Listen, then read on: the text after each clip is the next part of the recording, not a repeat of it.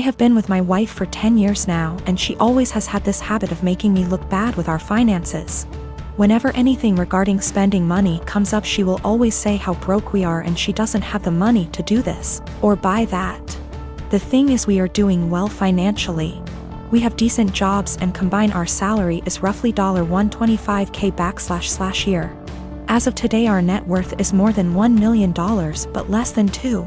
I had saved / invested a lot before getting married, so I gave us a good head start.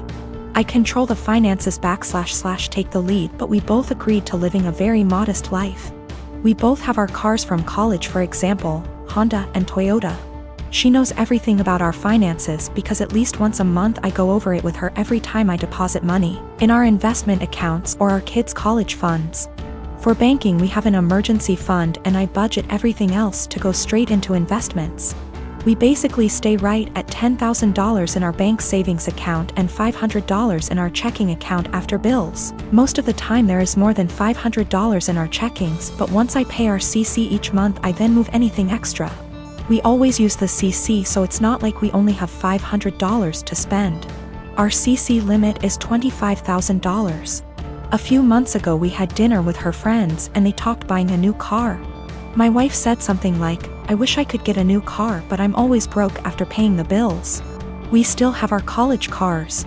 Wife does not want a new car. She will go on to talk about if she had money what she would want to buy, and it always makes me feel ashamed. This "I'm broke" story has been happening for years. When we were driving home, I asked her about. She understood we have the money, but it's how she feels because her bank account is always low. I said I can increase our budget or keep more money in our bank if she wants. Since we are doing well, I'm okay with spending more. She said no and again was happy with our finances. I explained that when she says we are broke, it makes me look bad and I feel ashamed. It's as though I can't provide for the family and / or I am bad with money. She doesn't see it that way. The same conversation has come up numerous times about us being broke. Recently, I reminded her numerous times it makes me feel and look bad in front of friends and family. I told her if she keeps saying stuff like that, I will reveal that we are doing well with money. I gave her a few reminders I'd eventually do this, but she kept going with the "I'm broke" story. At a dinner with her sister and parents, the same "I'm broke" story came up. I piped in and said, "It's weird to hear a millionaire say they are broke." My wife said, "I'm not though." And I quickly say, "We are millionaires and you know that. We go over our finances every month." Well, the "I'm broke" story stopped after that and the night went on as usual. A little later the same thing happens with her friends and I use the same line. Now my wife is mad at me for using that line and revealing roughly how much money we have. She said it seems like I'm gloating. I say it's better than making me look like I'm running us into the ground financially. I'm pretty open to us spending money and I don't restrict her spending. She has the CC to spend money monthly. Most of the month we have far more than $500 in our checking, but I move anything above to our investments once I pay the CC every month. I know I won't have any big expenses then. If I do, we have the CC limit and the $10,000 emergency cash. We live on a really cheap area and had a low cost of living. We never felt RHE need to upgrade until we wanted to start having kids. I didn't have to change our lifestyle much to save a lot. My job is in demand and pays well because nobody wants to live out in my area. So after expenses I take home a lot more than I would living in a major city. Probably 3 to 4 times more net savings annually if I had to guess. She doesn't want a new car and has told me that multiple times. She doesn't like driving and feels comfortable with her current car. She doesn't know what she wants to do when she retires. I know I'll be golfing, games, and eating edibles most days. I don't do any of this much now because we have kids and they will be my focus for a long time. I maybe golf 1 or 2 times a month AMD, that's the only times I take edibles. I'll speak more with my wife about this. I think she may not feel like it's her money since she never saved much before we got engaged. I've been with my boyfriend for 11 years, since I was 15. His mother has hated me since the first day she met me. She hated me due to my ethnicity, Kosovan Albanian. She hated me due to my career. I work as a model and she decided that makes me an empty-headed, vain, shallow person. Then when I told her I still planned to go to university alongside my career, she said I was doing it to impress my boyfriend. I've since left uni with a distinction, and her new reason to hate me is I try too hard. She has also insisted I've cheated on him throughout our entire relationship, which is a ridiculous claim. I've never even kissed another man in my whole life. I have zero desire to cheat and never will. Late last year, she attempted to void the insurance on my boyfriend's motorbikes. She tried to do this under my name, so hypothetically, when he was arrested for riding with no insurance and called his insurance company, I'd get the blame. After this happened, my boyfriend and I agreed to cut her out. However, it hasn't stuck. She left my boyfriend alone and respected his wishes for NC, but she's continued to contact and harass me. This leads to the last few weeks. My boyfriend works as a motorcycle test rider, and he got in an awful motorbike crash while working. As such, I now need to care for him. I'm okay with that, and I'm focusing on seeing it as an opportunity for us to get closer. It's been nice, honestly. However, his mother has been awful to me. She's called me litany of terms. From things as tame as stupid to things as awful as a nasty Serbian half-breed. I'm not Serbian, and she's well aware that calling a Kosovan a Serb is offensive. I tried to block her, so she started making new iMessage accounts and began to continuously harass me via those accounts. Then came Friday night. The police turned up at our door. I was pretty confused and was quickly told they were there to do a welfare check as they'd received multiple claims of horrific abuse I was apparently putting my poor boyfriend under. Obviously, they quickly discovered he was fine, albeit grumpy, and they left.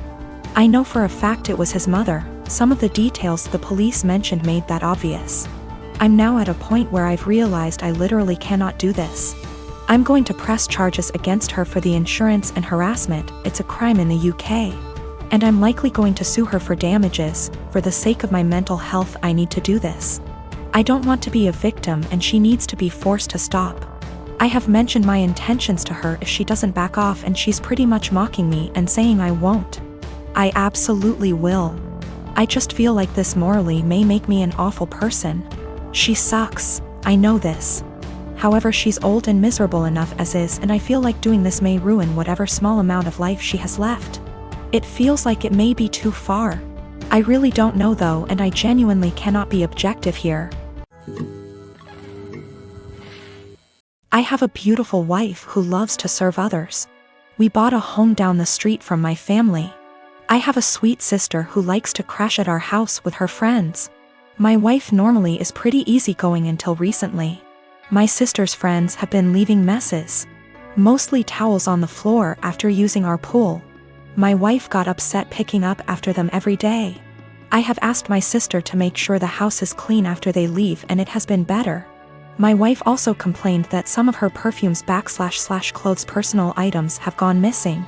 My sister said it's not her. I believe my sister. I just don't see her doing that. I told my wife and we agreed to just replace them. Last week my wife made a couple of pans of cinnamon rolls from scratch. One pan was for us, the second pan was for a coworker's family who is experiencing a tragedy. My wife went to the gym. I went to work and my sister and her friends came by. The one pan wasn't enough for her and her friends. They wanted the second pan of cinnamon rolls, and my sister texted my wife asking if they could eat them. My wife said no. They ate them anyways. My wife, upset, went and bought new locks. When I came home, my wife handed me a new key and told me that she didn't want anyone else to have a key to our house. I tried to calm her down and tell her that I would just go replace the eaten cinnamon rolls with store-bought ones. My wife decided this was her hill to die on and said no, my sister lost the privilege to come when we are not home. Replacing stolen items wasn't good enough anymore. My mom called and asked if my sister could use the pool as a back-to-school party. I was under the impression my mom would be there. I said yes. My mom was at work and our schedules clashed.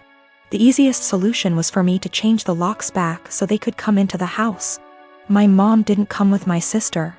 When my wife got home after the party, it was a mess. She sent me photos. She called me the A for changing the locks without talking to her about it. Keep in mind she did too, then told me I broke her trust. She wasn't safe in her home because she keeps getting robbed, and I refused to put an end to it. I did talk to my sister. Then my wife let me know she was staying with a friend for a while. Am I the A here? I feel like I have tried to right any wrongs that have happened between my wife and my sister. I talked to my mom again and let her know my sister isn't allowed over without me home. I asked a friend's wife who is a maid to come deep clean our home. So if / when my wife comes home it's clean. The last thing is my mom asked me to help cover my sister's cheer. She is on track for a scholarship. I told my mom I would pay half of my wife's things were returned. If not, the money was going to replace the stolen items. Also, my sister was invited to homecoming. She wanted me to buy a dress. I told her no for not following our home rules, and the money I saved for the dress is going to pay for the maid. I did replace the locks again. I also am planning a romantic dinner I will make and clean up. I heard a lot about the cinnamon rolls. Someone on here gave me the idea to make them. I am for a dessert. My sister had a bag of my wife's things. More than I thought was gone. Most items are in poor shape. The big thing is she had my wife's grandmother's ring I thought was in the safe. I had no idea it was gone. My sister said that she found it on my wife's nightstand during the party. She forgot she had it on when she left our home. The ring isn't valuable, it's just sentimental. I told my mom who the ring belonged to. My mom lost it. My sister is now grounded. My wife is coming home. I am staying at a friend's house until we can work some of this out. I already stated it, but I did put the locks back on my wife bought. My family doesn't have that key. My mom called my wife last night and asked what my sister can do to fix / replace the damaged items. My wife said have her meet me every morning at 5 a.m. I decided to tag along and see what my wife had planned, trying to support her in whatever punishment she decides to do. You know, the cinnamon rolls. My wife's co-worker's 4 years old is in the final stages of cancer. My wife's plan is for my sister and her to prepare breakfast, get their other kids up and ready for the day, start laundry, basic cleanup, so her co-worker and his wife can spend as much time as he can with the sick child before work. My sister was silent the whole time coming back home. I can tell it really hit her that her life isn't as hard, even being grounded. I am a hiring manager at a tech company and I was hiring for summer internships a little while ago. We had a guy, about 19 years old, applying for a summer internship between his freshman and sophomore years of college. It was a virtual interview over Zoom because of COVID. A minute or two in, when I was introducing myself, his mom came in and introduced herself and started talking about her son's work ethic. I thought it was a little strange. I said something polite about wanting to hear from him. She just didn't get the hint and kept coming into camera frame during the interview and interrupting her son to answer questions for him. I asked a few technical questions which he seemed to answer well and then cut the interview fairly short. I thought that was all over and done with until I'd gotten an email from a woman, a month later, asking about her son's application. She seemed offended he hadn't gotten an acceptance or rejection. It bothered me. I felt bad for the kid, honestly. Way back when I was a teenager, my mom used to pull the same shit. But luckily she only did that when I was 15 and working for a day camp. Not when I was an adult applying for engineering jobs. But I felt like this poor kid was getting his chances ruined because his mom wasn't giving him the chance to apply on his own. I sent an email back saying I was not at liberty to send information about an application to anybody but the applicant. I also asked HR to send an email to the kid saying sorry, but we were not making him an offer. It is something we usually do, but his rejection email must have slipped through the cracks with all the COVID craziness. Anyway, after we sent that, I got a phone call from his mom. She had a forwarded copy of the email, and she was demanding answers. I said that I could not comment on the guy's performance in the interview to her as she was not the applicant. If he wanted to reach out to me, I was happy to give him some feedback. However, I could say that regardless of his performance, her presence in the interview took him out of consideration for the position. We were looking for an independent and self-driven person for the position, and for that reason, it is important to see an applicant speak for themselves, follow up themselves, etc. I also said that, as a piece of advice, every hiring manager I've met in my career who sees someone other than the applicant answering questions during an interview following up on the applicant's behalf, etc. Would also put their resume in the do not hire pile. Since, while the applicant may be skilled and motivated, they need the ability to demonstrate those traits themselves. She blew up at me over that, kinda cussing me out to the point where I hung up.